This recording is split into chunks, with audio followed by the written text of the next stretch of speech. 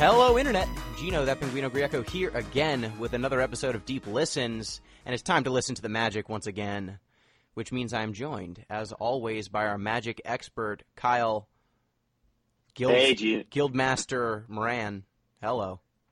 Love the name. How's it going, Gino? Good. It has been a shorter, duration between podcasts this time because, conveniently, when we recorded our Magic Online versus MTG Arena podcast, it was a week before WotC announced that Open Arena Beta was coming, and it's actually coming. By the time people listen to this, it will be a reality. Yeah, it's really exciting. I had a bunch of beta keys. I was like, oh my god, I have to get these out now so people can get their Masterpiece Planeswalkers. So if you're on the subreddit, you can grab those. I don't know. Yeah, I'm pretty sure at this point, by the time this goes up, the keys will be gone, or it won't even matter anymore. But whatever. People are giving out hotcakes, not just me. Everyone on that subreddit. If you go to r/Magic Arena, they're just throwing them out there. You get a key. Exactly. Look under your chair. There's a key. Wow. I guess I got a fancy Teferi, and oh no, all the cards I earned are gone. But that's fine. It happens. Yeah. Betas, betas. What are you gonna do? Mm-hmm. So we actually have emails for the Magic Show. Some people emailed in. Nice. So we got a couple of emails. First, this is an email that I lost for a while, but let me see if I can find it because it was a comment. I think it was a YouTube comment. I can sum it up if I can't find the exact verbiage. Can't find the verbiage, but it was basically one of our regular people who write in and sometimes appear on the show mentioned that his uncle used to have Power 9 and all of the, incredibly powerful cards. And he played Ante with Channel Fireball in his deck, Black Lotus, Moxen, and would play Ante every single time. He only ever played Ante. And then he sold his entire collection off for about, he sold it all off when Ante was abolished because he thought that they were ruining the game. And so he sold it in the 90s.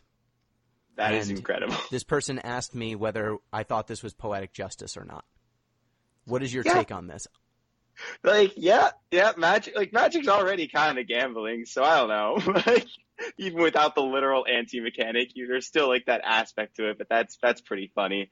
People just don't know what their cards are worth, man. It happens so often where someone be like, hey, here's my collection. And then I look at it and I'm like, dude, there's thousands of dollars or it's hundreds usually, but there's times where someone's giving me their collection and it's there's literally dual lands and all these old cards. And I'm just you have no idea what you have right now. So just hold on to your Magic cards. So I always tell people, hold on to your Magic cards. You never know. My stance was he was basically robbing people by playing in a deck. Oh, it might have been. Oh, yeah. Oh, my gosh. Were other people not playing with the Power 9? No. So just... No. Actually, I forget if it was when they limited cards. It was either when they abolished Ante or when they limited cards to only 4 per deck. I was going to say, because I thought back when Ante was a thing, everyone just kind of played with Black Lotus and Ancestral Call. Well, not everyone had them. Because if you weren't playing at a competitive store with people who knew that those cards existed or stockpiled them enough, if you were running a deck that was, Forests, Channel, and Fireball, and there was no restriction on the number of cards you could play, you would one-turn everyone. That is essentially stealing.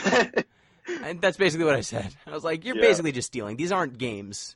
If someone's going to play a primal, a Verdant Force or something, or an Air Elemental, and they're like, I got this Air Elemental, this is going to be great, and you go Lotus, Channel, Fireball. They are not playing that Air Elemental. Yeah, it doesn't really matter if they have the Air Elemental, as cool as it is. Oh, my God. And the second email, this is from the same person. This comes in from Chris Zombie Pie Redacted, who says, Dear Deep Listens Magic Crew, I wanted to share this story for the only listenable Magic the Gathering podcast. Thank you. I recently played the Magic the Gathering board game with my uncle, and if you must know, it's 10 times better than anything accomplished by the card game. Wait, what? But that's a topic for another time. From 1993 to 1996, my uncle played Magic competitively, and he said he was in deep. He tells me he had 2 complete sets of Alpha and 1 complete set of Beta. He also had a complete set of Arabian Nights, Antiquities, and Legends. He is a simple man. As a former baseball card collector, he loved the black borders and thought the artwork was beautiful. In fact, one of the reasons he walked away from Magic was when they introduced white borders. He said that shit looked like garbage. Uh, the second reason he walked away from Magic was that the game introduced half hit points and tokens. As he put it, I don't want to worry about that kind of shit. I just wanted to play a game of cards for Ante. If you must know, he was a diehard Ante player. This is the person I was describing. But the final nail in the coffin occurred after he played a few tournaments during Magic's infancy. He, like many people back in the day, made a fucked up deck that basically won on the first turn. I'm not joking. One of his decks was just Channel Fireballs and Black Lotuses. Okay. All right. So I found the email. He won a tournament that way, and apparently wasn't the only one. When the new rules were introduced limiting how many of the same card you could play, he viewed it as an affront. As he put it, Magic was great during its first 3 years because you could just put whatever you wanted in a deck and play for Ante, which, yes, he thinks the true Magic experience can only be felt if you play for Ante. But after Magic started cracking down on the overpowered cards, he sold everything and walked away from the game. Yes, he sold all of his Moxes and a complete set of Power 9 for 1996 prices. The only thing he still has related to Magic were some of the original posters and a shoebox worth of gold border cards. Well, when you put it like that, it does sound like poetic justice. Yeah, he was cheating. A man who tried to gamble people out of their money is screwed out of the value of his own collection by his greed. You can't make this stuff up, man. You just can't. The game was pure when I got to win on turn one without them playing, but then when they got to play, it ruined the purity of the game, the sanctity. This 3-point shot. Oh, this man. 3-point shot's going to ruin basketball, I tell you. He sounds like a pretty good poker player for what it's worth. Yes. So for just a reminder, if you want to get in touch with the show, you can do so at DeepListensPod on Twitter. DeepListens.libsyn.com is we have comment sections, and DeepListensPodcast@gmail.com. Or you can also use the YouTube comments. If you look up Deep Listens on YouTube, you'll probably find us. And if your comments aren't incoherent nonsense, maybe we'll read them. I don't know. Okay, without further ado, it is time to discuss Guilds of Ravnica. Kyle, what's a Ravnica? A Ravnica? Well, Ravnica, you see, is the plane of the city plane where the 10 guilds feud and fight over whatever their beef is for this set. So this set, there's an unknown infiltrator who may or probably is Nicol Bolas into the plane, and the plane is split into 10 guilds, each by their 2 color combinations in Magic. So in this set, though, we only get 5. So we're getting the Boros, which is the red-white. They attack a lot. They hit you in the face. Pretty good at doing that. Lots of little guys, lots of attacking, lots of killing. We got the Izzet, the mad experimenters, throwing spells left and right, doing God knows what. Either sometimes when you look at Izzet card, you're like, is this unplayable? Is this the best thing ever? I'm not sure. Maybe it's both.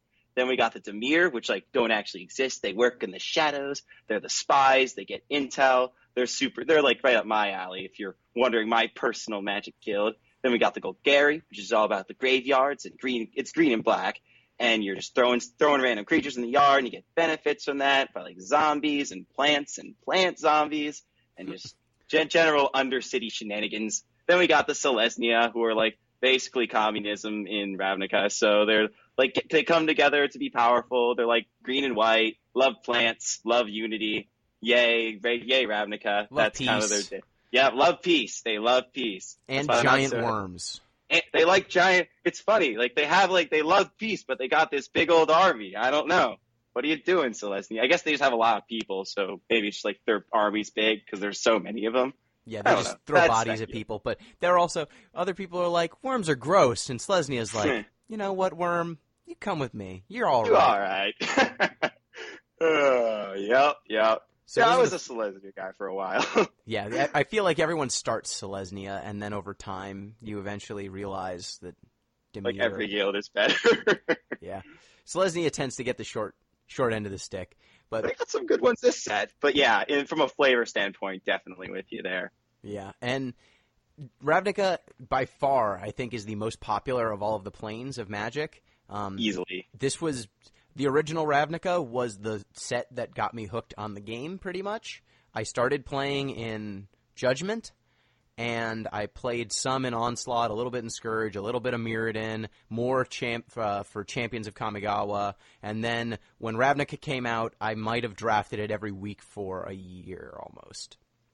Yeah, The original Ravnica, the idea of 2 color pairs and the guilds and all of these cards, and this was also, I think, the first time that Magic cards had watermarks that kind of let you know what guild they were in. And just the flavor and the color combinations, it's always been great. Then they had Return to Ravnica, which was the set that brought me back to Magic.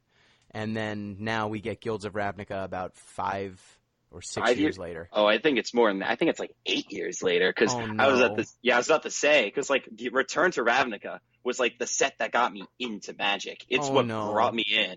That is like, it hooked me. That was the first set. I was like, I'd played casually for a couple of years before then, but Ravnica, that was when I went to a game store for my first time, started playing in Magic tournaments.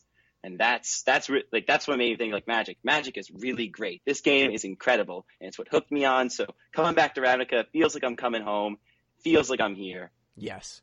And so it'll be exciting to see how Ravnica plays out this time because every set they have played out pretty differently. The only thing that we know for certain is that Standard will largely be defined by 2 and 3 color pairs for the most part. It tends, because of Ravnica's 2-color focus, that means that they give an inordinate amount of color fixing when Ravnica is in Standard, and the most powerful cards tend to be multicolor. So it really greatly incentivizes you to be in one of the guilds or 2 guilds, or eventually when all of the guilds are kind of complete, when you have all 10, you can be in a 3-color pair and end up with 3 guilds worth of cards. Yeah, so the 2-color pairs tend to be really where the power's at because all of these different, like, multicolor cards tend to have more power. They ask more of you than monocolored cards. You tend to, every single time there's been a Ravnica set, they have printed the shock lands, quote unquote, which are lands that produce 2 colors, and they can come in untapped if you let them deal you 2 damage, or they can come in tapped. So they are some of the best mana fixing in Magic, or at least in Modern. Yeah, that's like half the puzzle there. It's also the fact that they count as the basic land types of the 2 things. Like a blue-red source counts a mountain and an island. So the synergy with fetch lands, which can get a mountain, or like let's say you have like a flooded strand, which can get you a plains or an island. You can get your steam vents, which is a mountain or a island. So you can get red off your blue-white land. So that synergy is proven very powerful in Modern. Yes, and in Standard, it means that 2-color decks don't generally have to sacrifice early kind of plays. Usually, if you're playing dual lands, they come into play tapped in the early turns, or they have some sort of restrictions. They come in tapped late, they come in tapped early, and depending on how the lands come in tapped, you will be incentivized one way or another. Like the Kaladesh fast lands kind of incentivize you to play lower mana cost cards that were of both colors, because your fast lands could produce either color in the early turns, and then in the later turns they would come in tapped, and so it kind of made you stumble in the mid game. With the shock lands, they can come in untapped pretty much whenever you want, as long as you're not under pressure. So the thing that the shock lands tend to do is kind of incentivize aggression, because everyone's dealing themselves 2 to 4 points of damage. Yeah, but like it's really great. Yeah, the shock lens also is really great because it's like whenever you need untapped mana, you can have it. Like there's no point in the game where it's like do you have another land in play? Do you have like the right lands or the right number of lands? Do you have the right number? Yeah. It doesn't matter if you drew stuff in the right order generally for the shock lands. They will give you the mana you need when you need it, as long as you're willing to pay for it, which is a more interesting decision, I think, than did I play a mountain before I played this land, in which case this land is great, otherwise this land is bad. Which, funny enough, those lands in specific you're talking about work very well with shock lands because they count as mountains or islands or plains or whatever thing, as I mentioned earlier, because in Standard we have the check lands. So the synergy works both in Standard and in Modern if you're concerned to give both places awesome mana. Exactly. So for this set, we've got Boros, Izzet, Dimir, Golgari, and Selesnya. So red-white, blue-red, black-blue, black-green, and green-white. So why don't we go over the mechanics for each of these different guilds, starting with Boros, because it begins with a B. Sounds good. So the Boros, they are the aggressive red-white guild, and their mechanic is Mentor. What does Mentor do, Kyle? So when you attack with a creature with Mentor, you can put a +1/+1 counter on another attacking creature you control if that creature has less power than the creature with Mentor that you're attacking with. So let's say I have a 2/2 with Mentor and I have a regular 1/1, and I attack with both the 2/2 and the 1/1. The 2/2 with Mentor, since a 2/2 is more power than a 1/1, can put a +1/+1 counter on my 1/1. And then I have 4 power. So yay, aggression. Yes. And so this rewards you for playing basically smaller, weaker cards, and eventually all of your cards kind of reach the same plateau. And so it lets you turn your early creatures into relevant bodies in the late game. It makes some of your mid-game creatures into powerhouses because they're effectively hitting for 1 extra, but the damage is spread out, so it's harder to block. And like you said, it really incentivizes aggression. If you're just going to be playing and then blocking, you're getting actual nothing out of Mentor. Also, it's just very strong in general. Just diverse, making all your threats big in an aggro deck is a quality we haven't seen in just like aggressive decks that in a long time. It just lets you go late in a way that we haven't, or that aggro decks usually don't get to do. Well, I guess this is a bad example because we've had Hazaret and like Chandra for the last 2 years. But this is actually due to synergy, like cards interacting with each other instead of just playing a single thing that is indestructible and uninteractable that just kills you by itself. Yeah, that card, man, I'm just so happy to see Kyle Deshnam kick on. But we'll get to that later. We'll get to that later. So that is the Boros mechanic. Dimir, what do they do? What is they surveil? They are, as you said, they are surveilling. So if you know Scry, it's basically Scry, but instead, if you want to put it on the bottom, you put it into your graveyard instead, which leads to a few synergies. Some of them are very direct, like they reprinted Narcomoeba or one of the new cards, Blood Operative, where if they're put into the graveyard, or if one of them is if you surveil, or the other one's when it's put in your graveyard from your library, you can put it back to your hand or in play. So there's direct synergies like that, but there's also just the synergy of stocking your graveyard up, getting your instants and sorceries in your graveyard, because blue and black loves to do that, as well as manipulating the top of your deck to make sure you draw exactly what you need at the time you need it. So it's like planning ahead, scheming, very in flavor with the Dimir. Yes, and I would say that of the Dimir mechanics, this is probably the best Dimir mechanic they've had. They had Transmute first, which I loved, but was kind of clunky. Yep. And then they had Cypher, which only I seem to love, but even I could only love it so much. Surveil, I think, is probably the backbone of this set. It is Scry. Yeah, it is the Scry or cycling equivalent. Dimir gets far more cards than every other guild. I think it's like almost 10 more cards than any other guild. And the reason is a lot of those cards are monocolored because Dimir is powering both Izzet and Golgari with its mechanic. So Golgari, an example, what is Golgari's mechanic? Undergrowth. Yeah, Undergrowth. So Undergrowth checks the amount of so every card with Undergrowth checks the amount of creature cards you have in your graveyard, and depending on that number, it will do like more stuff. So like for example, there's a common. It's a 2/3 for 4, and when it enters the battlefield, it gives a creature plus X plus O and Menace, where X is the number of creature cards you have in your graveyard. So if you have no creature cards in your graveyard, it still gives a dude Menace. It's fine, limited, common, whatever. But let's say you have like 5 creatures in your graveyard, giving a guy plus 5 plus O and Menace and limited, that could swing a race right in your favor. So they get a lot better if you actually bother to stock that graveyard. Yep. So it really incentivizes you to self-mill. And every Undergrowth card, it just tells you that they care about the number of cards in your graveyard. Well, creature cards. Creature cards. Specifically creature cards in Yeah, your graveyard. specifically creature cards. So you really need to read each Undergrowth card individually and kind of decide, okay, is this card doing anything for me if I have nothing in my graveyard? Is it doing anything for me if I have a little bit? And is it doing anything for me if I'm going all the way in? Like that example you just gave of 2/3 that gives a creature plus X plus O and Menace. It's a 2/3 for 4, which isn't great. Oh, it's a limited common. You know, it isn't great, but even if you have no cards in your graveyard, it's giving a card Menace. A one-off thing. You know, that's not amazing, but it's not terrible. But there is a creature that's 4 mana, 3. This is Golgari Raiders. It is 3 generic and 1 green for a 0/0 haste with Undergrowth. It enters the battlefield with a +1/+1 counter on it for each creature card in your graveyard. So if you are not leaning heavily into Undergrowth, this card does stone nothing. Yep. Like actual stone nothing. And if you're really going hard into Undergrowth and it's, turn 10, this thing might come down as a hasty 10/10. So you really need to read each one individually and decide, is this worth it? Is it going to be good for me? And how much is it worth it? Is it worth the effort of me dumping, playing a lot of Surveil cards and just dumping everything into the graveyard? I don't even care. Or is it a thing that I'm going to be playing selectively? Or is it something that I'm just going to play Magic, and if I get this bonus, I get it. If I don't, I don't. And it's really going to depend on your deck.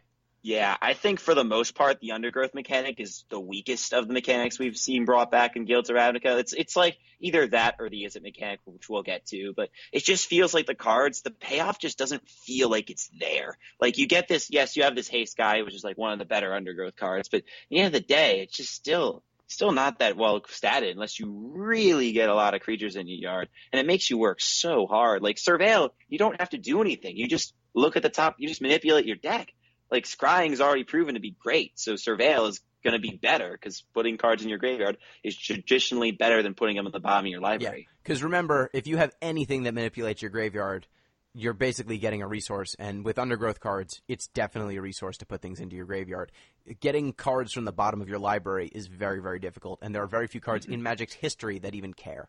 Yeah, and plus, like, you're using Surveil to power up Undergrowth. That means that Surveil already has, like, the strong core of itself that it's able to support other mechanics.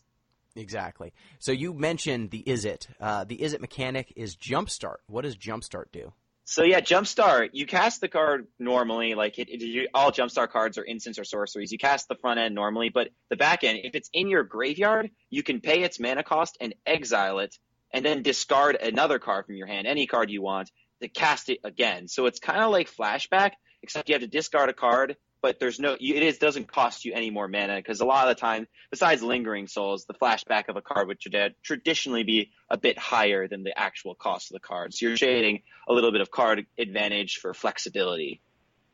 Yeah, and the important thing to mention here is, like you said, it is not card advantage like Flashback. It's not like you've got an extra card in your hand. Flashback is like having an extra card in your hand at all times. Or Aftermath if you were just playing with Amonkhet cards. Mm-hmm. That was like having an extra card. This mechanic plays more like you've got a split card. Every card in your hand is a split card. You can either play whatever's in your hand or one of your Jumpstart cards, which it's a subtle difference, but when you've got one card in your hand, that card is either that card or any of your cards in your graveyard. If it was Flashback, it would be like you have maybe 4 or 5 cards in hand, and you actually can do a lot of stuff. Yeah, and the thing about Jumpstart is the mechanic itself is quite powerful. I'd say could be even one of the most powerful mechanics we've seen, like under obviously all the broken ones like Storm and all that stuff. But the cards that it's printed on are just they're very tame. I feel like Wizards was probably pretty afraid of this mechanic, so they kind of dulled the power level of it quite a bit. There's a couple good ones, but for like the average power level of these cards is very low, like very low. Though I will say, if they printed like a Lightning Strike with Jumpstart or something like that, it would get very old very fast. So I understand their caution, and I think that some of them might still be powerful, but it's not anything obvious like whack you over the head with it.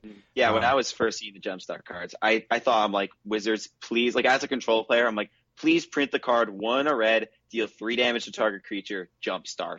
Like as a control player, I would be over the moon if they printed that card, because the problem with control decks a lot of times, you run out of early game removal and they overwhelm you with aggression. So if you just have this card that turns your clunky 7-drop into a 2-drop removal spell, that would be just so good. But alas, that's not what we have. They don't give us those nice toys. And the last guild is Selesnya, the White-Green Guild, and they have Convoke, which is back again for a 3rd time. But what is Convoke? Yeah, Convoke. So you can pay the cost of spells by tapping your creatures. So if you have a green creature, since it's a green or white mechanic in this case, it's been done in other colors for, I think it was not M19, M7, or one of the core sets. It's either M14 or M15. Yeah, M14 or M15. But in this case, it's just in green-white. So you can either tap a creature, an untapped creature you control, to pay for the colorless cost in a Convoke card, or if it's a green creature, you can pay for the green pip, or if it's a white creature, you can pay for the white pip. So it kind of turns all your creatures into mana dorks for your Convoke spells. Exactly. So it turns all of your early game cards into basically mana elves. Yeah, except they can be summoning sick. That's the one difference I forgot to mention. Yeah, you can use this even when they're summoning sick. Yes, exactly. You can still, because it's just paying a cost, so you can still use them even if they're summoning sick. So it's kind of better than a mana elf when you're trying to get the Court and Call, or the guy said Court of Call, because that's like the best Convoke card I thought of. But when you're trying to get the guys, or pay your Convoke spells. Yeah, so this really incentivizes you to go wide. The Convoke cards tend to be these big payoffs that if you're getting them into play early are just the strongest thing on the board by a mile. And Selesnya's thing is pretty mindless. Just dump Yeah, your just- hand on the board as fast as you can, and then you overwhelm them with sheer force. Because your Yeah. things are bigger and you've got more of them. No, the funny thing, you're like totally right about that. But the funny thing is, I feel like what always happens is the best Convoke cards are the cards that are like pretty good, just like through their rate, but they just have Convoke tacked onto them. Then they become amazing. Exactly. Like Siege Worm is, I think. Oh, and it's back. It's 7 mana for a 5/5 trample, which is not amazing, but like I've seen that rate before on It just has commons, but it's got Convoke.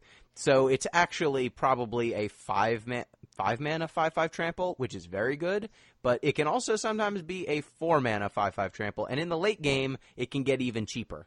Especially and then if you you're build just around killing it. people. Yeah, And if you you're build just around it, murdering it can be even people. better. But yeah, that card was really good in Limit. I think it was in the last core set with Convoke It's too. been so. reprinted 3 times. It's been in Yep. every set that has Convoke. It has. And it's always been good. Yep. So there are 2 other mechanics here, split cards and hybrid mana. And they're both present. Hybrid mana is present on every split card in this set. So split cards are cards that are literally split down the middle. You can cast either half of these cards by paying their mana cost. When they are in your hand or in your library, they have the effect. They have the converted mana cost of both halves combined. But when you're casting them, they have the mana cost of whatever half you're casting. And then hybrid mana it looks like a regular mana symbol, but it's split down the middle with 2 colors, basically. And you can pay either color for that pip. Yeah, for split cards, there's like a few mechanical differences, like when you're thinking of a split card between 2 separate cards. But for the most part, you can just think of a split card could be either card. Like it's just like 2 different cards, except you can only cast it once. Yes. It gives you options. Yeah, exactly. But both options tend to be worse than if they were a singular card, because you have to sacrifice the flexibility for something. Exactly. So, now that we've gone over the mechanics, I think let's do a little analysis of how we think Limited's going to play out. Because we haven't gotten to sit down with it yet, but I've looked at the set, and I've played a lot of Limited, so I have some opinions. Mm-hmm. Why don't you go first? Yeah, so last time we were in Ravnica, there are lots of colors all the time near the end of it. But in the beginning, I remember last time, especially Boros. I remember the last time Boros was legal in RTR Limited.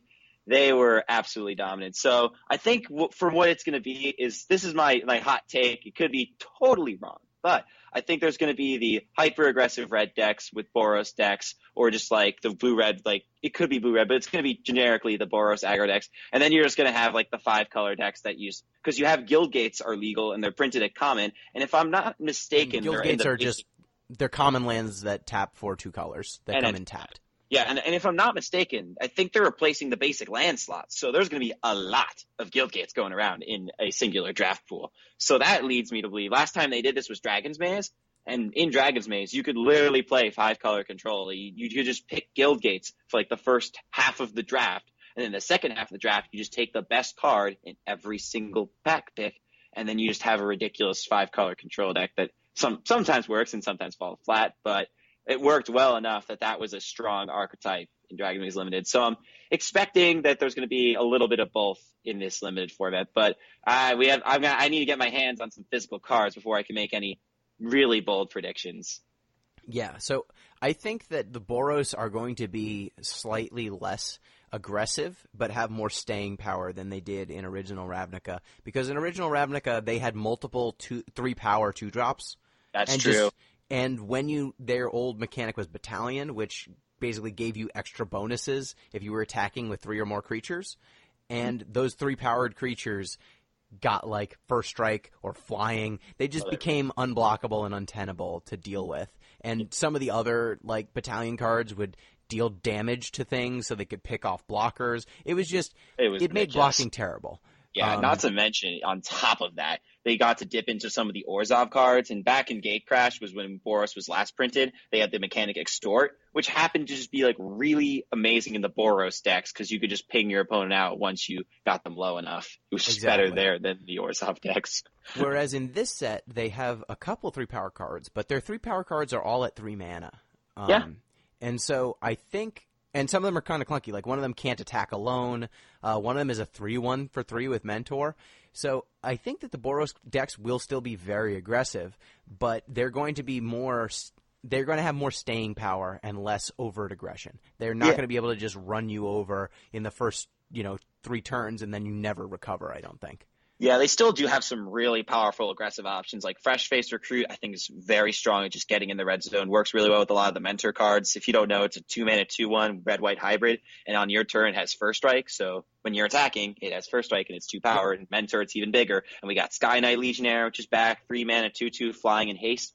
Also really good with Mentor because it's small, but it has really big upsides for attacking and being very evasive. So they still have the options there to kick people's faces in very quickly.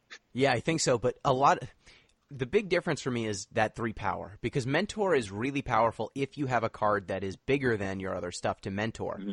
But many of the cards with Mentor have 2 power, or they have big power, very low toughness. So they will only generally Mentor once or twice before they're dealt with. I anticipate. Yeah, but to be honest, that's all you really need. Like, their rates aren't like 3-mana 3/1 Mentor. If that puts 1 counter on something, that's just pretty good. Remember, there was some like Ixalan cards that did something similar where you just like pumped one of your vampires, one of your merfolks, and that was just really good when it worked. It is, but they also printed 1-drops with 1 power that I think are worth playing. Oh, For like example, the Hawk, right? Hunted Witness, which is a 1/1 that when it dies, you make a 1/1 lifelink. So that just trades for 1 power thing straight up. You'll do it every single time. There's that Hawk, the 1/1. There's a 1/1 Hawk with flying and lifelink. That's going to trade for things all the time. I think there was another. But on Hunted Witness, I think that card's going to see constructed play. I think that card's incredible. That is really good. So I think that there are enough 1-drops that are worth Torch. Torch Courier's all right. Torch Courier's all right, and that's a card I might play to block. So I just don't think it's a free roll like it was before. I don't think you're just going to be able to run people over. I think is like every single time people sleep on every single time. Cards look so bad though. Like the Jumpstart cards in limited kind of just like Sonic Assault, 3-mana, deal 2, tap a creature. That card's so good. You're gonna lose to that card so much. No, I am, but like I had Frost Breath. This isn't Frost Breath. No, it's Frost Breath that domes you for 4. Yeah, I know. I'm a control player at heart, so I always underestimate effects like this. I know I'm probably gonna die to it. That card's tempo is just so big. Like the thing with Izzet is every single time they've printed Izzet, they've always had like weird wackadoo mechanics. Like they had Replicate the first time, which was fun. That was awesome. They were, again, very cautious on what they printed it on. The only good ones were like 1-mana options. Both of the 1-mana options are very good, but the other ones no one played. They had Overload, which again was like Overload was really good. Yeah, it was good, but it was like target one thing, then target everything, and it was really, again, what did you write it on? And Jumpstart is very similar. The mechanic doesn't have any. It has implied power, but it really depends on what the card is. But this time around, the number of cards that care about whether you're casting instants or sorceries is, I think, much higher than normal. There's Electromancer and the Cyclops. I'm trying to think of what other ones. You've got Piston Fist Cyclops. You've got Goblin Electromancer. So Electromancer makes your spells cheaper. Piston Fist Cyclops is a 3-mana 4/3. So 1 generic, and then 2 Izzet hybrid mana, and it can attack. It has Defender, and it loses Defender when you cast an instant or a sorcery. Mm-hmm. So at common. Yeah, at common. Those were the 2 I was thinking of. But I can't think of any others. So let me just see, because there are multiple uncommons. There's Leapfrog, which is a Leapfrog. 3/1 for 3. Whenever you cast an instant or a sorcery, it gains flying. There's a bunch at uncommon. I just want to see if there's any at We Dragonauts is incredible at uncommon. And don't even get me started with Crackling Drake. Goodness. Fire Urchin, a 1/3 trample. Whenever you cast an instant or a sorcery, it gets +1/+0 until end of turn. Yeah. That one's not like insane, but it's good. It's all right. But they've got a bunch at uncommon. They do. The uncommons of Izzet look incredible.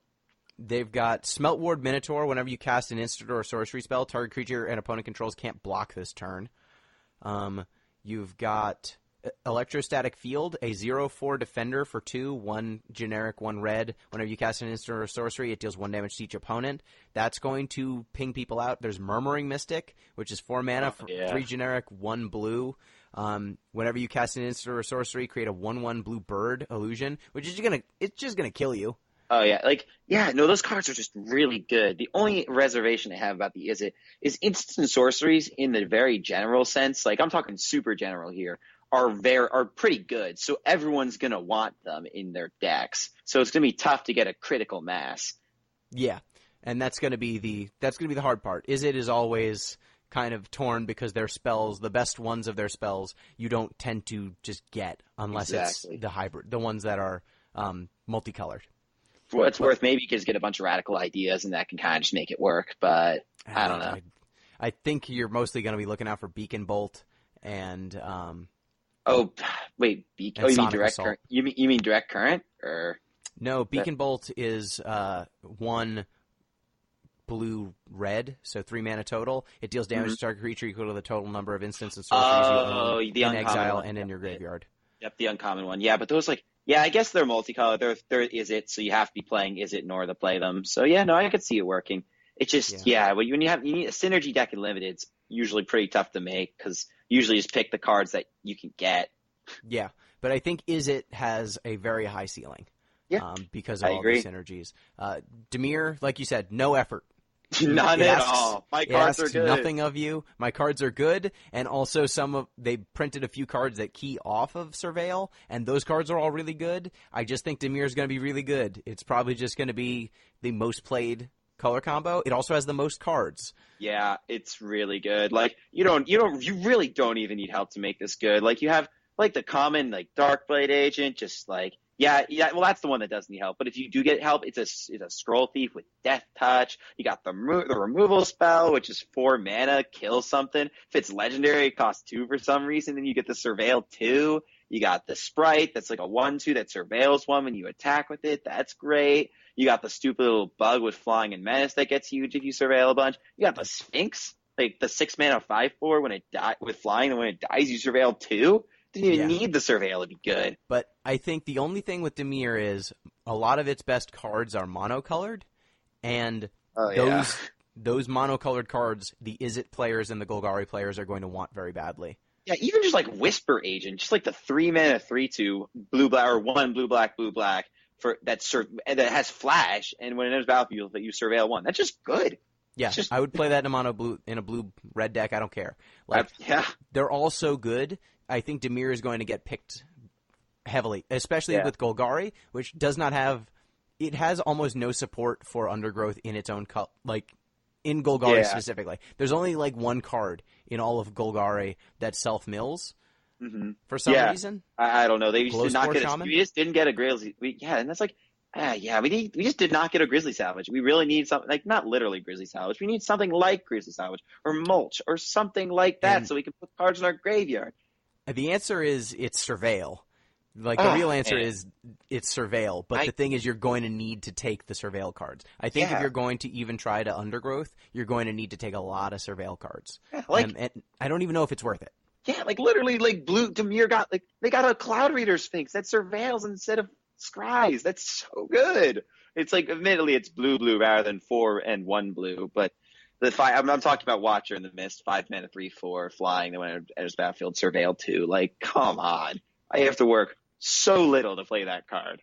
Yeah. So Golgari seems like it might get there here and there, but it might just be off of the strength of big dumb green creatures and kill spells. And then Selesnya, I think, will be fine because Selesnya is always fine and limited. Selesnya, yep, I totally agree. Selesnya, you get the dude. You can put in playing limited. It's not a traditionally very hard thing to do. And the payoffs are there. You got Siege Worm we talked about a little bit earlier. We got Arboreum Elemental at Uncommon, which is, I bet that card's going to end as many games as the Crocodile did in Amonkhet. So that thing's a 7/5 hexproof Convoke for 9. Oh yeah, but who cares because it's got hexproof and it just kills you. It is hexproof and it's big. That's all I care about.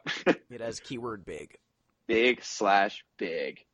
Yeah, no Selesnya. Yeah, I'm just afraid with Golgari on that. It's just their payoffs aren't even there. Why am I even bothering with this undergrowth stuff? Where is the payoff?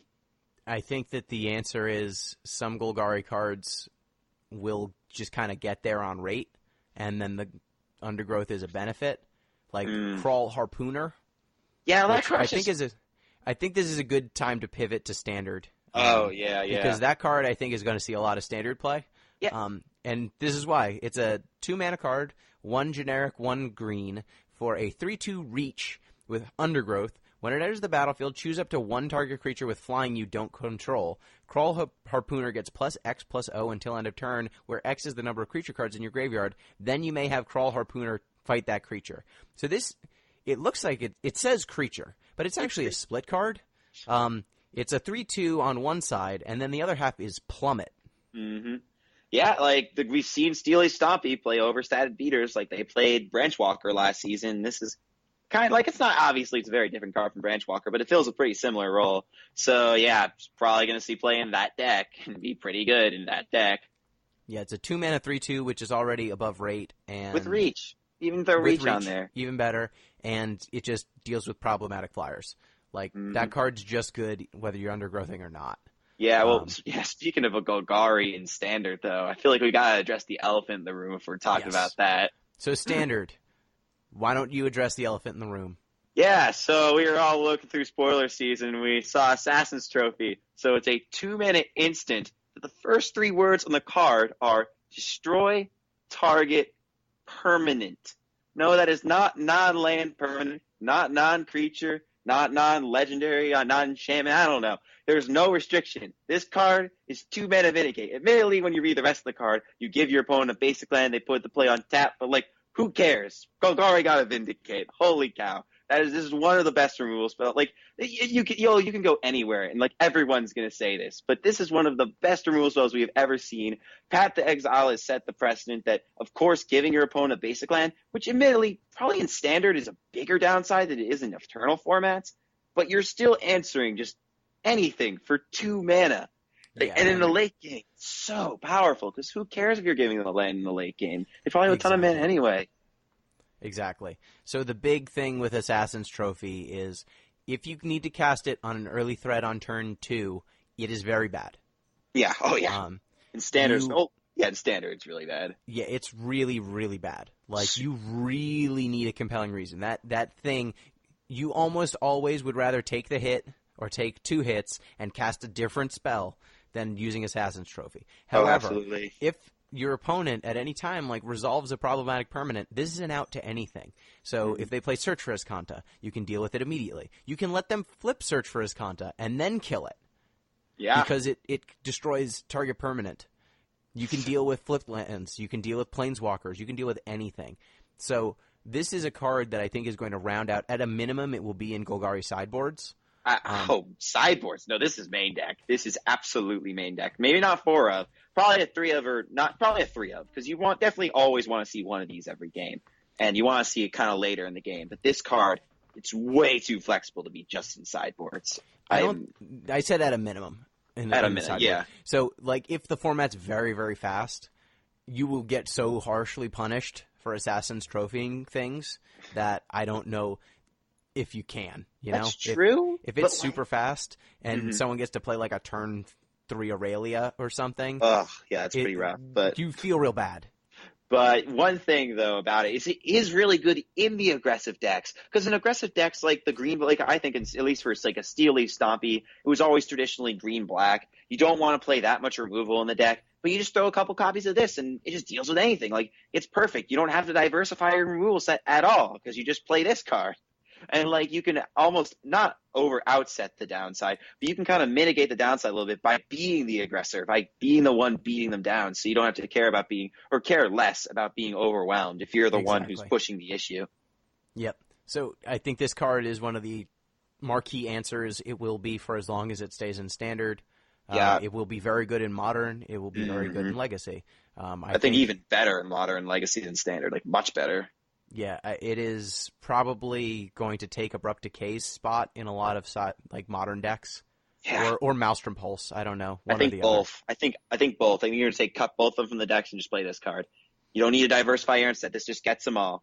going to be amazing in Yeah, Modern. and it can even, in Modern, and this is also something to consider in Standard if you're playing against an opponent who's like 3 colors or 4 colors, and you're playing Field of Ruin and Assassin's Trophies, you can just run them out of basics. Yeah. This can destroy basics, so if you just, Field of Ruin, they're, Shockland, they get a basic, then you Assassin's Trophy, they're basic, and then Assassin's Trophy, you can eventually run them out of lands and get land destruction out of this. Yeah. I wouldn't say that that's going to come up very often, but keep it in mind. This card is that flexible. Yeah, and on another note with that, with referring to Field of Ruin too, bring your basics in your Standard deck. You will get – last time Ravnica came around, you could literally just play a mana base for a 3-color deck of 12 shock lands and 12 of the check lands, and your mana was great and it was awesome. But don't do that. There's Field of Ruin and now this card. You will get so punished if you don't put the right amount of basic lands in your deck.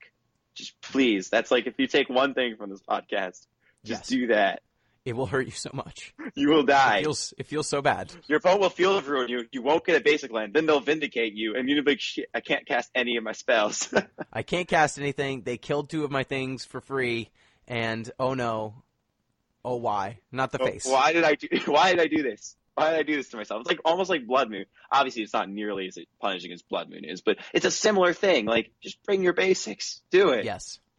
So why don't we discuss what we think are the most powerful cards in the set, straight up. What do we think is the best stuff to do? So we went over Assassin's Trophy.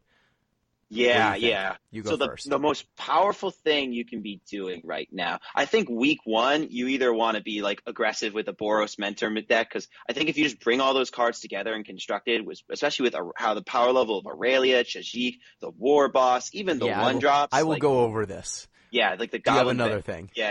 Oh, yeah. Okay, so that's okay. Yeah, that's fine. Then the other thing that I think is really powerful to do is the green-black rock decks. We talked about Assassin's Trophy. Both the Vraskas are quite good in their own regards. I think Izoni, the 1009, which is 6 mana, or it's 2 black, green for a 2/3 with This is the one Undergrowth card I think is really good. That is Undergrowth. You make X black and green insects, that's number of creatures in your graveyard, and you can sack creatures to gain 1 life and draw a card. You can just have all these cards that find all these Golgari cards that accrue value and just slowly grind your opponent out. I think that, and also with Doom Whisper too, which is it's a Dimir card, but it's basically a Golgari card, which is a 5-mana 6/6 with flying trample. You pay 2 light to Surveil 2. You put all these cards in a deck, and you just have a really solid rock deck that has no real weaknesses. Especially complemented with the cards in Ixalan. We have Vraska's Contempt. We have Argul's Bloodfast. We have so many just solid mid-range tools that we can just pick up where the Scarab God and Glintsleeve Siphoner and Champion of Wits left off and just keep going with green-black. I think that's quite a powerful strategy for week 1. Yeah, and I think that you definitely – a card not to sleep on is Find and Finality. Oh, I was definitely going to bring that up. I was just throwing – so I didn't want to throw too many names without people knowing what the heck I was talking about. Yeah. I think the Golgari grindy strategy will definitely see a lot of takers, but I think the reason why it won't necessarily be that strong, at least in the early weeks, is Boros. And Mono Green. So Mono Green we can talk about after, but Boros is the truth. Red, white, however you want to do it, they gave Boros the curve. At 1, you've got Hunted Witness, which is a 1/1. When it dies, it makes a 1/1 lifelink.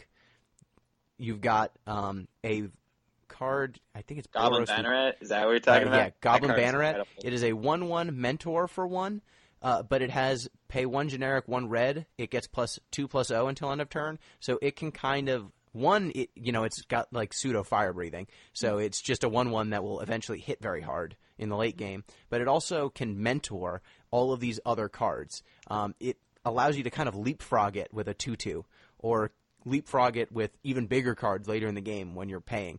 So this is a 1-drop that will eventually be able to mentor every card in your deck. Oh, yeah. No, and not to even mention how good it is with other mentors. So you can have another mentor card mentor him, and then he can mentor your next small guy. So it just piles little dolls on top of each other, like Matryoshka dolls. Exactly. And you also have just on the 1-drop slot, you've got that goblin that comes in with haste. Yeah. And can give other things haste. A Torch Courier And not the Ixalan one too, the Fennec Yeah. Firebrand. It's like the Fanatical one with Firebrand. Yes. You've got Rigging Runner. You've got all these cards that are just like aggressive.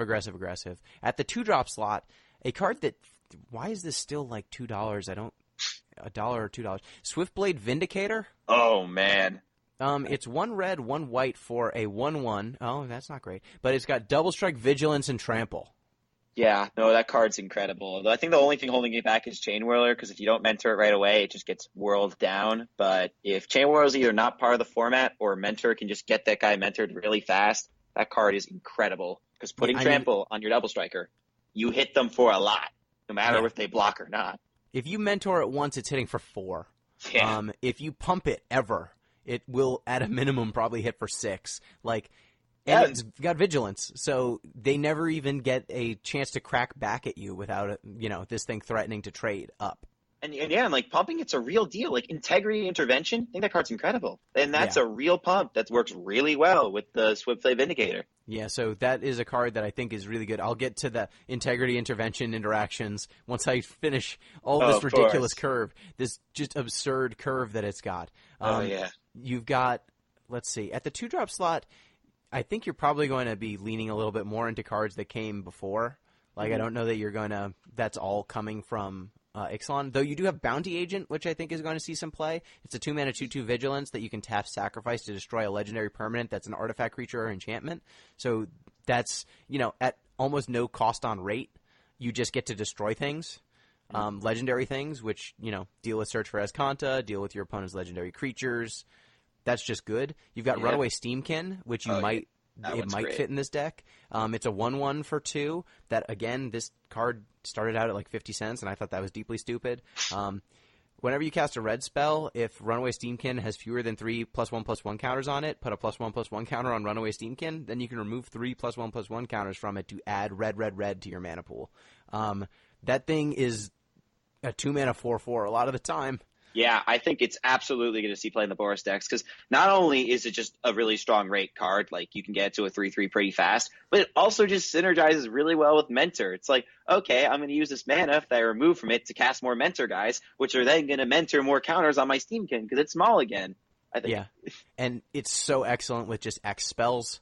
It just bursts your mana so much. It can probably turn a Banefire from counterable to uncounterable, unpreventable very quickly. Like, how much mana would you have for that not to be the case? If you're not casting a Banefire for 3, if you have 3 lands with that Steamkin, you can get it to 5.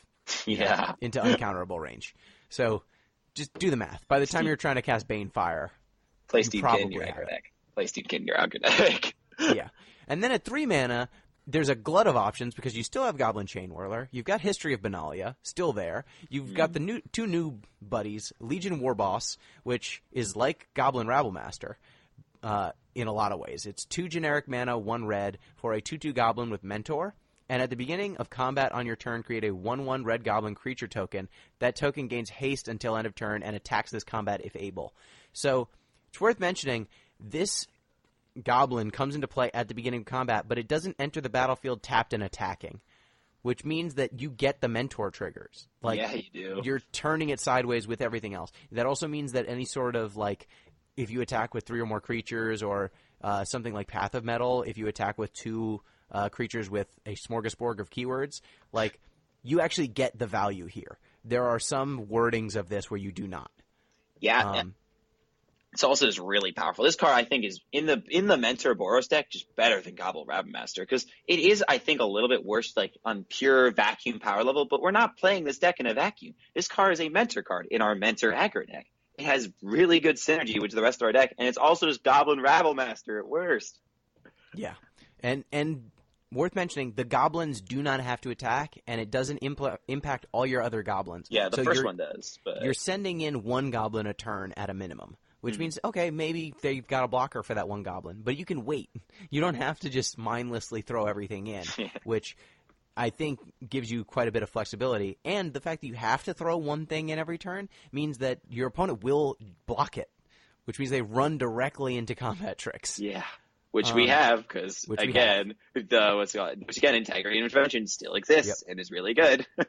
And then on the other 3-drop slot, you've got Tajik Legion's End, who is a 3 mana, so 1 generic, 1 red, 1 white, 3/2 haste mentor. So 3 is the magic word for power. Almost all the other mentor cards we've mentioned have power 2.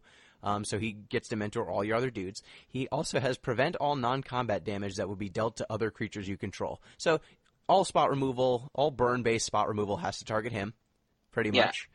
And then you can pay 1 red, 1 white to give him first strike until end of turn. So he just gets into combat and just murders fools. Yeah, this card's incredible. It's like, I think, when I first saw this card, I was just like, so wait, it's a 3 power guy that it basically is 4 power of haste if I have anything in play. Oh man, this card's gonna clobber your face. Like, just get used to having the curve of Swiftblade Vindicator into Tajik attack for 7, because it's gonna happen a lot. Yep. And he is one of those legendary cards that he makes it so your opponent, like certain opponents, will not be able to favorably remove anything else. So he's the type of a card that's going to be worth it to play 4 of. Because if he's it's going alive, to catch a hot one all the time. Yeah. Like we used to have, what was the card called? The Uncrop Crasher. That card was just incredible. And this card just like has so much more text on it. For what it's worth, Uncrop Crasher has its benefits over this card, but I still think generally Tajik's better than Uncrop, and Uncrop is already really good. Yeah, and then the cherry on top is Aurelia, Exemplar of Justice. She is 4 mana, 2 generic, 1 red, 1 white, for a 2/5 flying mentor. At the beginning of combat on your turn, choose up to 1 target creature you control. Until end of turn, that creature gets +2/+0, gains trample if it's red, and gains vigilance if it's white, which means if it's both, it gets both. Yeah, so I heard you like Mentor. Yeah. That's basically what this card is. Goodness. Like, when the base rate is a 4 mana 4/5 with vigilance and trample, you know you're dealing with pretty good. But like, I think the synergy, like, obviously it has mentor, but like the synergy that the +2/+0 and the extra keywords, less about the keywords, but giving a creature of your choice +2/+0 so you can like manipulate around your mentor triggers. So like, if you pump up one of your mentor guys and like pump another one of your mentor guys because he was pumped, and then next turn you pump Aurelia up, and then the guy that was pumped can then mentor the other guy because he's bigger now. It's just a snowball. It just keeps snowballing. And her very low base power, she is functionally a 4/5 on an empty board with vigilance and trample. And flying. But if for some reason if you don't have an empty board and you've got another mentor creature, she will make it so that any other creature with mentor can mentor her. If you have a 1-drop, it will have 3 power after Aurelia's done with it. So literally any other mentor creature she synergizes with immediately. There are no 0 power mentors. So yeah, Aurelia she's just absurd. And then you've got that lovely card, Integrity, Intervention. So Integrity is 1, Boros mana, target creature gets +2/+2 until end of turn. And all of these cards, they all want to attack. A lot of them have combat abilities like First Strike. Some of them have to attack, so your opponent will always wander into the trick. Ordinarily, you wouldn't play a combat trick, but the back half of this card is 4 mana, 2 generic, 1 red, 1 white. It deals 3 damage to any target, and you gain 3 life. So it is a overcosted Lightning Helix. I would say Lightning Helix is undercosted, but I think probably Lightning Helix is fair at 3 mana. Yeah, I'd say Lightning Helix. Like, if you priced it for standard right now, 3 mana is where you'd be. So it's slightly overcosted. Yes. But for that expense of 1 extra generic, you've got this pump spell, which I think is on rate pretty much for red or white. Yeah, this card reminds me a lot of Blasphemy Defense, which, of course, their uses are a bit different, but at its core, they're pump spells that are able to be used in other ways that pump spells traditionally cannot be used. So in this case, you can just, let's say your opponent's a 3, or you just go to the dome. Let's say you're in a racing situation. Hey, Lightning Helix happens to be really good when you're in a racing situation. This card. Also, if you're playing Shocklands, you're the guild that gets to not die. You are the guild that you gain.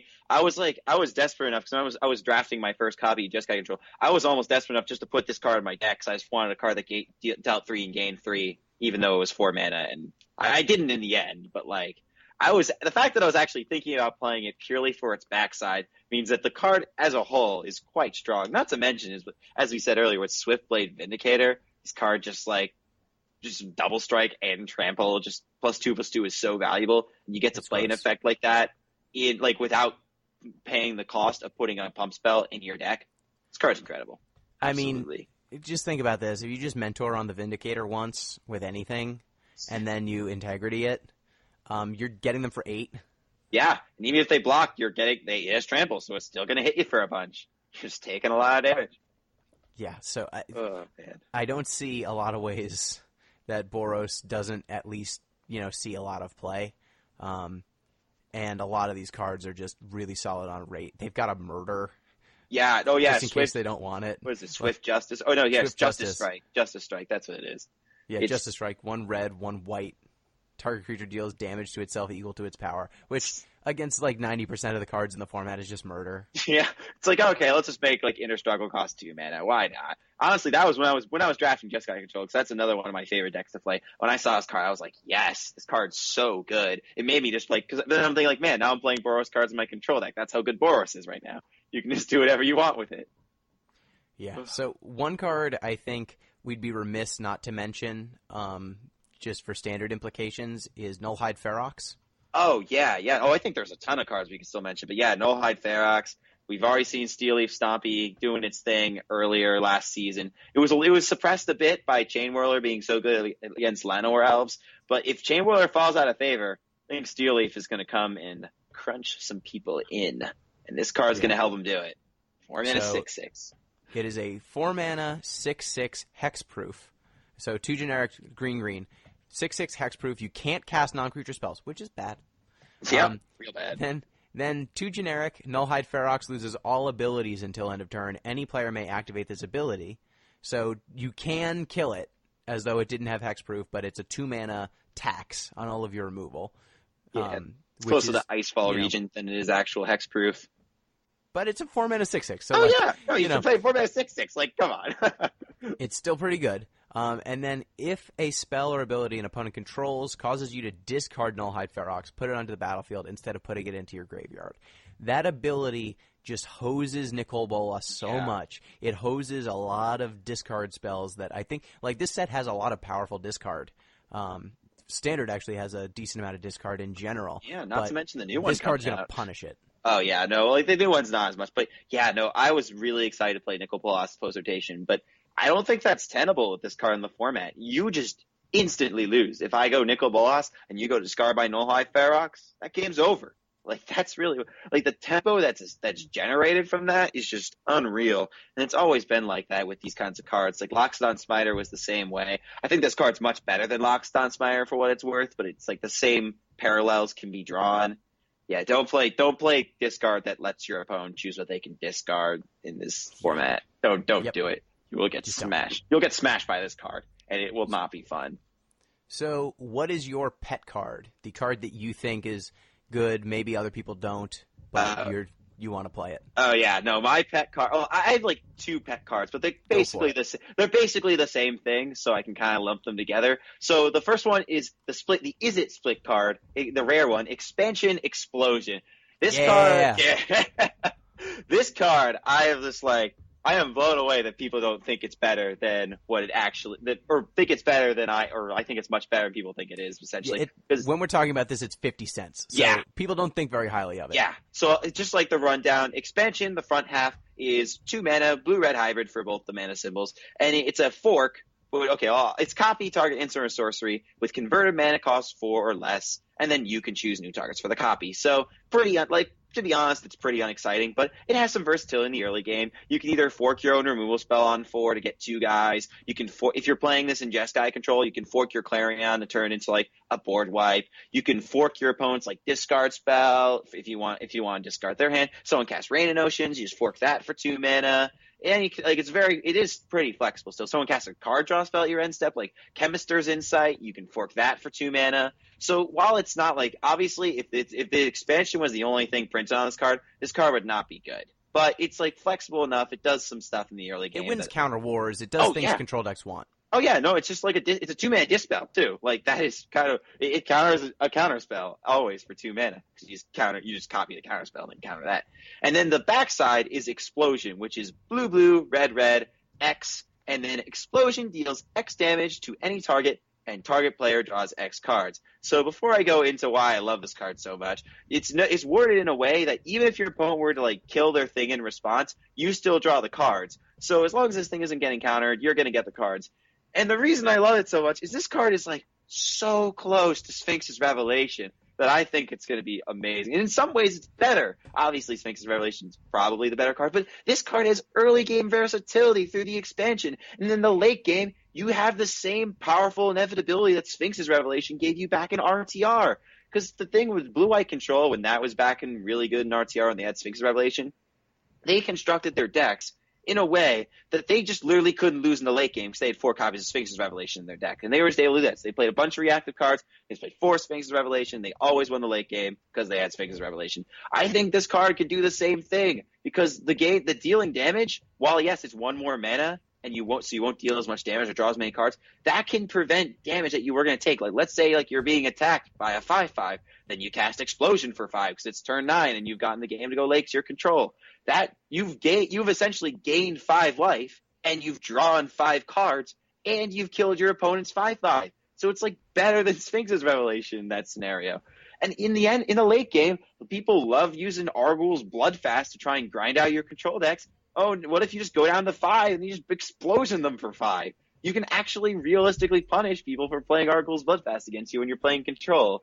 So I just think this card, I'm putting my foot down. I'm playing this in standard. This card is going to be a really good late game control powerhouse. So yeah. I would say subtly the difference between 3 up front before the X and 4 is really important. It is. Like drawing 1, deal 1, draw 1 for 5 is bad. Real bad. But once you get into the range of 5, like, 5's like great. I think even 3 is fine. Like if you get 3 on it, like if you cast it for 7, then it starts getting really scary. Yeah, like once you get above that, so in the really, really late game, this thing takes over in a way that a lot of the other X draw spells don't.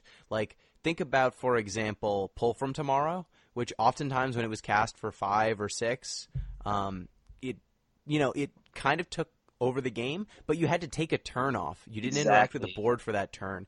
And even if you drew a pretty solid grip of cards off of Pull from Tomorrow, you still had to then spend all of your mana dealing with the stuff that you didn't deal with on your pull turn. And on top of that, Pull from Tomorrow was bottlenecked to only drawing cards. This card isn't. You can fork a cheap spell to keep yourself alive in the early game. So this card just isn't a brick in your hand when it's turn 4. In fact, it could be another copy of Lightning Strike that you have in your hand, which I think just brings it a cut above the rest of these kinds of effects. It's probably a little worse than Sphinx's Revelation, but I don't think it's that much. I agree. I think that this card is definitely being slept on right now. What's the second card? This is my second card, which I said essentially they're the same card because they have very similar effects, is Niv Mizzet Parun. This is another you stole it from me. Oh, yeah. Sorry about that. That's fine. But it's 6, for people who don't know, it's 6 mana, very restrictive casting cost of blue, red. So that's kind of like the downside you're paying for it. But you get a 6 mana 5/5 with flying. It can't be countered. Really big in control mirrors, and whenever you draw a card, it deals 1 damage to any target, and whenever a player casts an instant or sorcery spell, you draw a card. So hey, look, those 2 abilities synergize with themselves pretty well. So essentially with Niv Mizzet, if you have this in your control deck, it's really tough to lose because you're going to either A, draw so many cards off the ensuing counter war that happens when they try and kill your Niv Mizzet, and they can't counter it before it enters play. So you're almost always going to draw at least 1 card and deal 1 damage with this card. But the synergy with like little cards, like it turns your Opt into a better Electrolyze for 1 mana. And if you ever untap with this, the game just ends. Not to mention like the synergy with Deafening Clarion, which I think if you're playing just guy control, you definitely want this guy alongside Clarion because you can use the ping ability to like soften up their guys. And then once you cast the Clarion, both the attack and the pings from Niv Mizzet will gain you more life. So I think that synergy will help you like turn the corner really well in the late game because red aggro decks can't really deal with a 5/5 when it enters the battlefield. That's like way too big. Like you have Justice Strike, but that's a removal spell that doesn't go. Yeah, I was gonna say that's a removal spell that doesn't go face against control. So like that's fine. You still draw a card and deal 1 damage. So it's like you still did something. So the only reason I don't think Expansion Explosion wouldn't see play is because Niv Mizzet Parun and Expansion Explosion are fighting for that same spot in control decks. So I'm not sure which one is the better one to put in control decks, but they both do a very similar thing where they draw you cards and they deal damage to your opponent to affect the battlefield. And if you ever untap with them, you almost certainly win the game. Yeah, and I would say that the big thing with those two cards is you want to mix. I could see playing, two Niv Mizzet in your sideboard. Like some of them, I think they both have roles, but the answer of whether it should be in the sideboard, whether you should have 4 in the main, whether you should have 2, like those questions I think are going to be answered based on what the format looks like. Yeah. If a lot of people are playing, Lightning Strikes, hey, if you're going to expansion a Lightning Strike, that's a good play. Yeah, if you're going to expansion your opponent's Lightning Strike, great. I was gonna say, like, if your opponent just goes like end step bolt you because they're lightning strike you because that's all their lightning strike does against you because you don't play creatures, then you can just be like, oh, I'm gonna expansion that and kill your guy, and it's like, oh man, now your lightning strike helped me more than it helped you. I think that those are good cards to call out. Like I think they're both so underrated, likely to see yeah. play. There's plenty of other powerful cards in this set, but those are like I think far and away the most underrated cards in this set. Yeah, so one card that I think is underrated right now is Experimental Frenzy. Oh, yeah. I think this card is actually subtly disgusting, and I don't know why it is not getting more attention. It's 4 mana, 3 generic, 1 red. You may look at the top card of your library at any time, so it's not revealed. You can look at it. You may play the top card of your library. You can't play cards from your hand, so that's bad. And then it has 4 mana, so 3 generic, 1 red, destroy Experimental Frenzy. So you can get rid of it when you want. And the flavor text, just great. Turns out that coffee is the weird aunt of invention. So Experimental Frenzy looks like, I can't play cards from my hand. That's kind of bad, but I can play cards from the top of my deck. Have you ever played with Future Sight, Kyle? I have not. So you've never had Future Sight in play? I've never had Future Sight in play. So I've played with Future Sight before, and this card is like 90% Future Sight. That drawback is real, but when you've got Future Sight in play, you don't really care about the cards in your hand as much, because functionally what happens when you're playing cards off the top of your deck is that every card you play cantrips, every single one, regardless of what it is. The only thing that really bottlenecks you is your mana, or if you hit 2 lands. Yeah. Your first land you just play off the top of your library.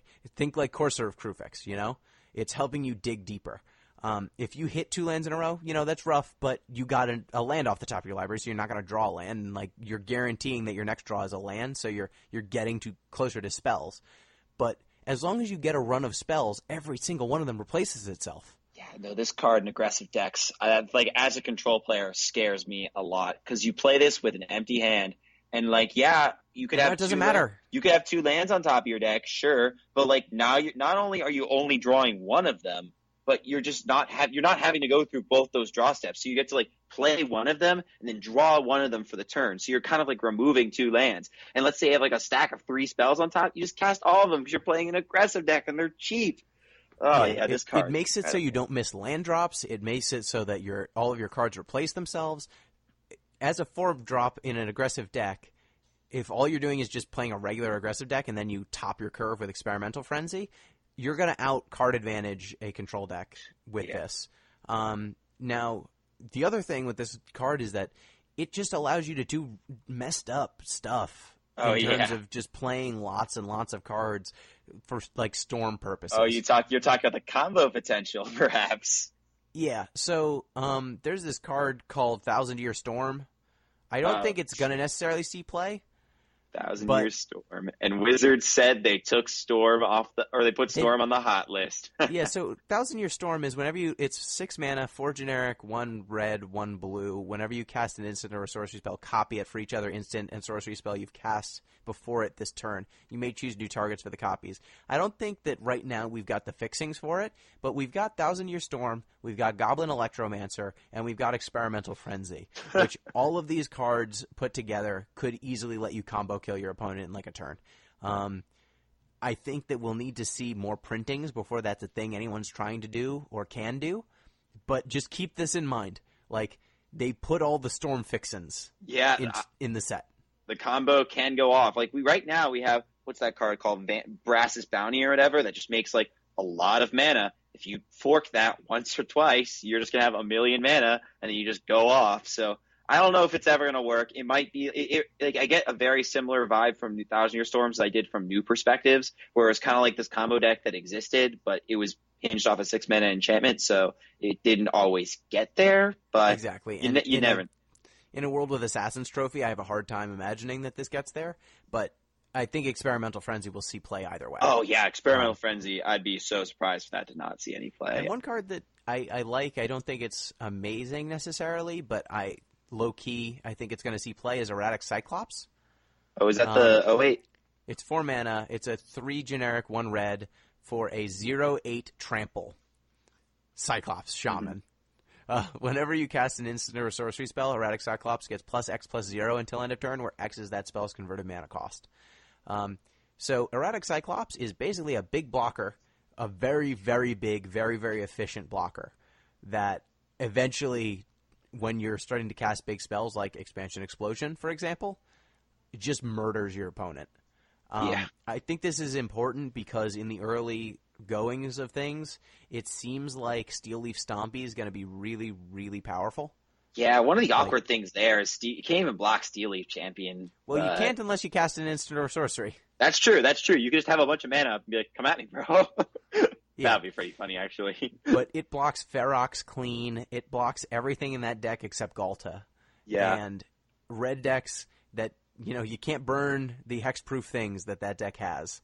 You can't burn the big things that deck has, but this thing can block almost all of it. Well, you can Justice Strike them. That is the one bird spell that can get the big ums. But... That is true. But this is the only way that a red-blue deck really has to deal with the hexproof and uncounterable and all that garbage that mono green's throwing at you. Yeah, like blocks Carnage Tyrant. That's a big deal. It's not a lot of stuff that does that. Exactly.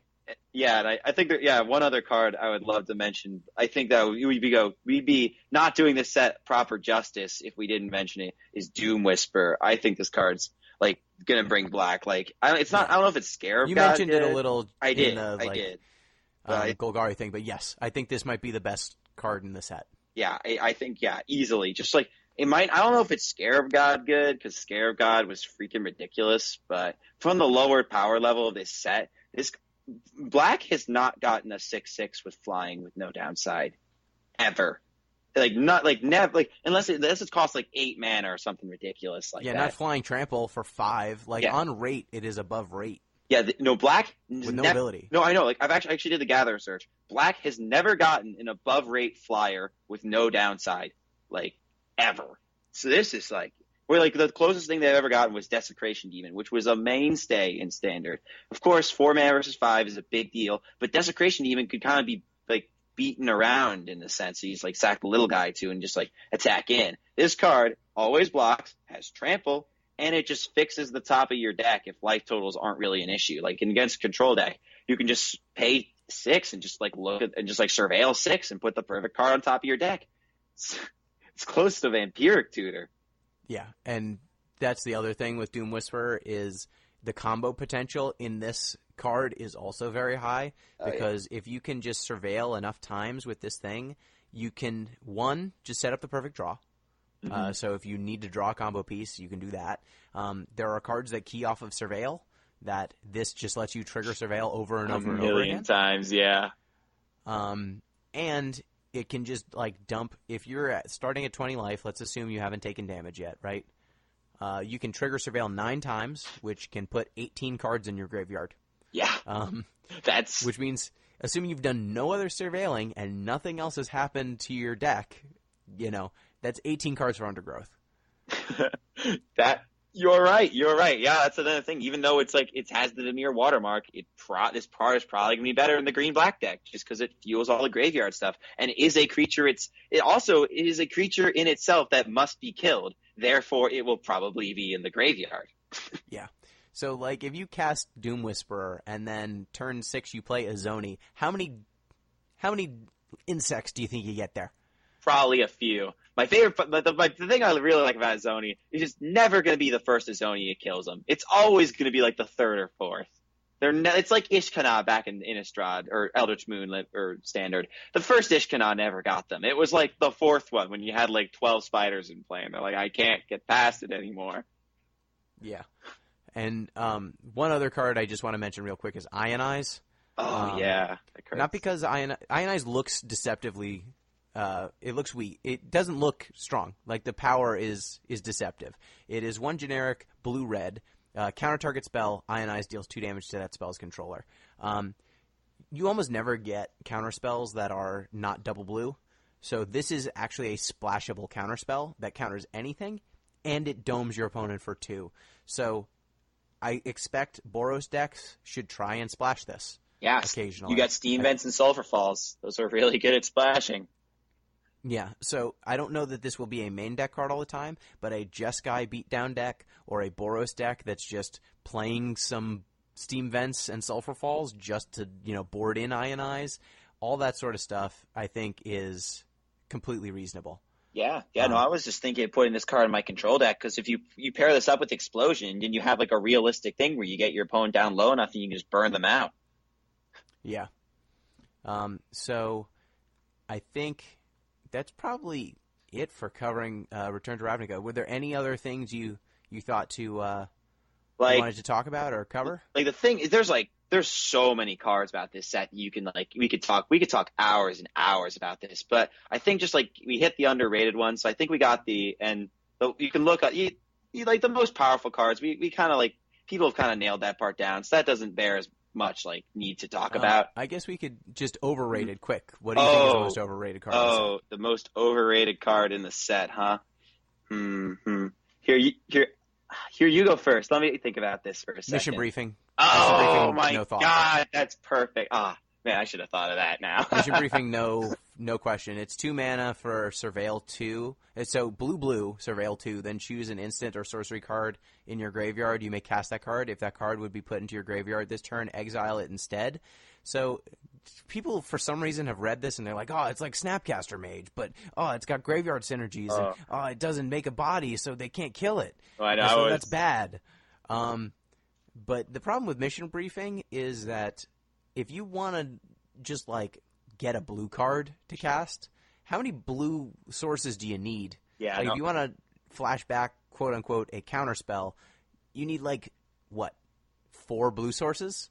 Which even in most, a blue-black deck, you're not going to have that all the time. Yeah, no, I was a sucker for this card. I thought it was great. But now, upon further review and a little bit of testing, I'm like, yeah, this card is not Snapcaster Mage. Not even close. But also, Mission Briefing, if you're targeting a sorcery, it doesn't, change the timing restrictions on it. So if you're targeting a sorcery, you need to cast it immediately, or on that turn at the very least.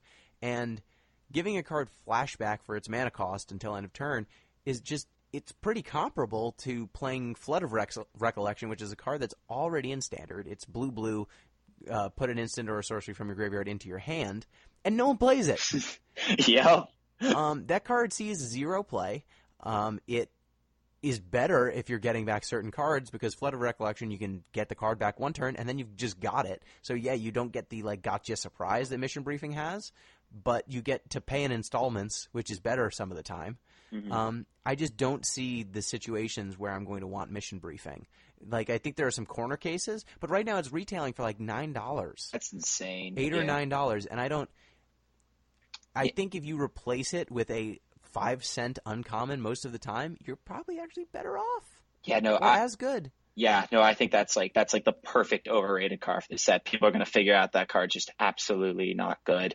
And maybe we'll eat our words, maybe we're wrong, but I'm totally with you here. I think it's really bad. I don't think I'm going to eat my words on this I one. don't really think so, yeah. Surveil 2 is not that... I mean, it's good. Don't get me wrong, it's very good. But if I'm playing a card that all it does is 2 mana Surveil 2...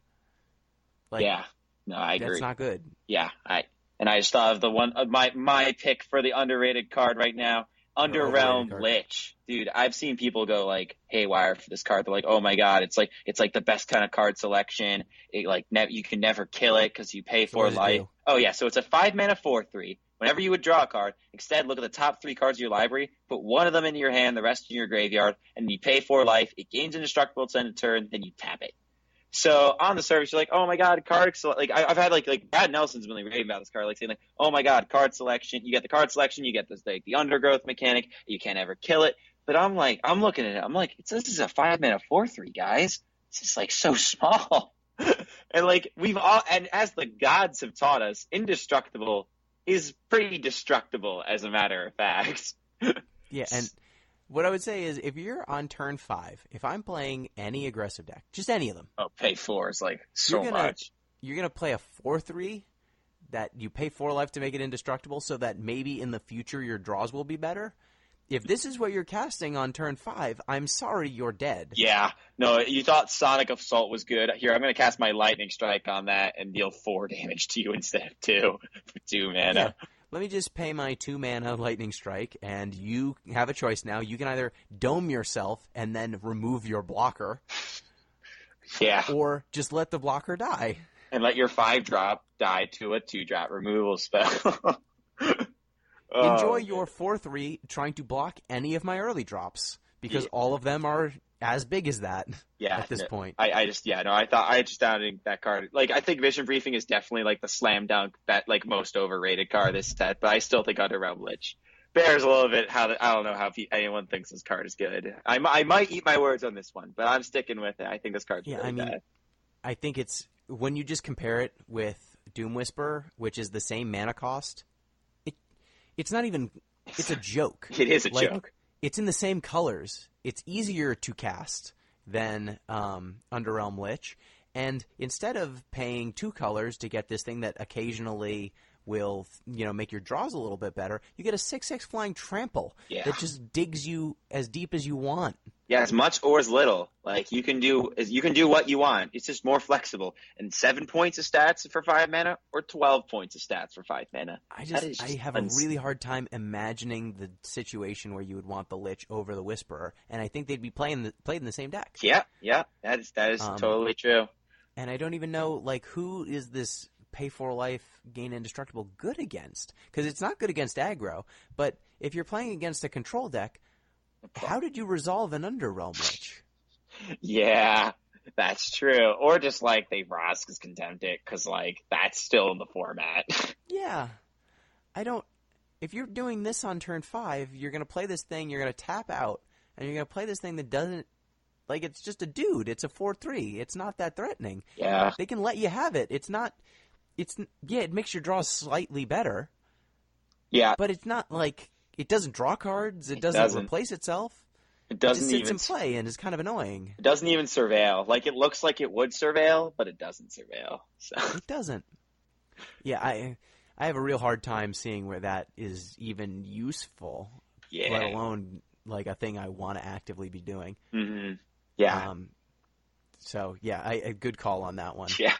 I'm just but maybe still Mission Briefing far and away, because like I think a lot of people, I think like the camp for people who think this card's not good is bigger, but like I know like I've heard people say, hey, Mission Briefing's better than Statcaster Mage. I'm like, what?